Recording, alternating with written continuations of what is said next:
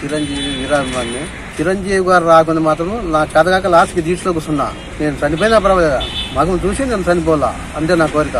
రామకృష్ణ, నల్గొండరాయనపల్లి, సోమంతపల్లి మండలం, శ్రీ సత్యసాయి జిల్లా. నేను గత 30 సంవత్సరాల నుండి కూడా చిరంజీవి వీరాభిమాని. ఆయన ప్రతి సినిమా చూడుకుని నేను నిద్రపోను. ఆయన కోసము చూడాలని ఎన్నోసార్లు ప్రయత్నించాను, సాధ్యం కాదు. ఆయన కోసం ఒక ప్రత్యేకమైన హిస్టరికల్ స్టోరీ రాసినాను, నవాబు చక్రవర్తి కథ. ఆయనకు అందించాలని ఇంటి దగ్గర కూడా పోయినాను, ఎంతో మంది కలిసాను, సాధ్యం కాలేదు. ప్రతి సినిమా కూడా ఎంతో కథపెట్టుకొని ఆయన కోసం నేను చేస్తాను.